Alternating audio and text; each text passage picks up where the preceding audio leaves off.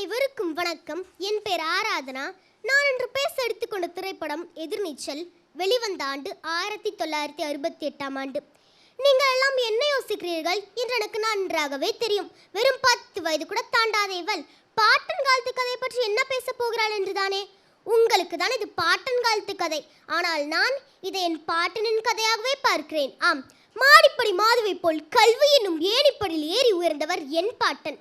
கல்வி என்னும் பரிணாம வளர்ச்சியின் 3ஆம் தலைமுறைதான் இன்று நின்று பேசிக்கொண்டிருக்கிறது. எத்தனை பட்டு மாமிக்களும் கிட்டு மாமாக்களும் காவேரி அம்மாக்களும் உன்னுடைய இயலாமையை பயன்படுத்தி உனக்கு அழுத்தம் கொடுத்தாலும் கல்வியை மட்டும் கைவிட்டு விடாதே. உன்னை ஏனம் செய்தவர்கள் கூட ஏறெடுத்து பார்க்கும் அளவுக்கு உயரத்திற்கு கொண்டு செல்லும் ஆற்றல் கல்விக்கு தான் உள்ளது. இத்திரைப்படத்தில் பாதித்தது வறுமையின் பிடியில் சிக்கி தவிக்கும் ஒரு அப்பாவியை இச்சமூகம் எப்படியெல்லாம் சுரண்டுகிறது.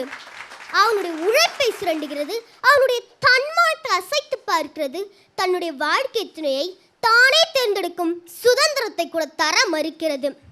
இத்திரைப்படத்தில் நான் ரசித்தது, இக்கட்டான சூழலில் நீ என்னை தள்ள முயன்றாலும் அதை எனக்கு இன்பமான சூழலாக மாற்றிக்கொள்கிறேன் பார் என்ற சமயோஜித எண்ணம் தான்.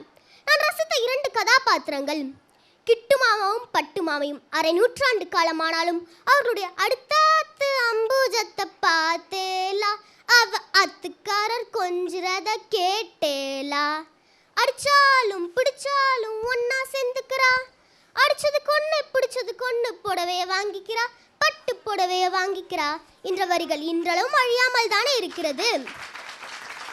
இன்றும் மாறுவேட போட்டியில் குழந்தைகள் கிட்டு மாமா பட்டு மாமி வேடம் இடத்தான செய்கிறார்கள். நாரதர் கழகம் நன்மையில் முடியும் என்பர். கிட்டுமா பட்டு செய்த கழகத்தால் தான் அப்பாவி மாதுவிற்கு ஆபத்திலிருந்து காப்பாற்றும் அதிரடி பாரு கிடைத்தால் உங்கள் வாழ்க்கையிலும் சில நாரதர்கள் இருக்கலாம். அவர்களை கண்டு அஞ்ச வேண்டாம். அவர்கள் செய்யும் கழகமும் இறுதியில் நன்மையிலேயே முடியலாம். நான் ரசித்த மற்றொரு கதாபாத்திரம் மாதவன் நாயர். நட்பிற்கு எந்த எல்லையும் இல்லை என்பதற்கு எடுத்துக்காட்டு தமிழ்நாடு மாதவின் நண்பனான கேரளத்து மாதவன் தானே. எந்த சூழலும் தன்னிடமிருந்து எதுவும் எதிர்பார்க்காத, தன்னை விட்டு கொடுக்காத நட்பு கிடைத்தால் அதை இறுதி வரை இழந்து விடக்கூடாது என்ற நல்ல ஒரு கருத்தை கற்றுக்கொண்டேன். படவா ராஸ்கல் என்று அதட்டி பேசினாலும் ஆதரவாக இருந்த சபாபதி ஐயாவால் தான் மாதுவின் கல்வி கனவு நிறைவேறியது. அவரை எப்படி மறக்க முடியும்? மொத்தத்தில் எதிர்நீச்சல் எனக்கு கற்றுக் கொடுத்தது இன்னல்கள் பல வந்தாலும் அதை எதிர்த்து நீச்சலடி என்பதை தான். இந்த சமூக அவலங்களின் மத்தியில் எதிர்நீச்சலிட்டு வெற்றிக்கனை எட்டி பறிக்க போராடும் அனைவருக்கும் என உரையை சமர்ப்பித்து வாய்ப்பளித்தமைக்கு நன்றி பாராட்டி விடைபெறுகிறேன். நன்றி, வணக்கம்.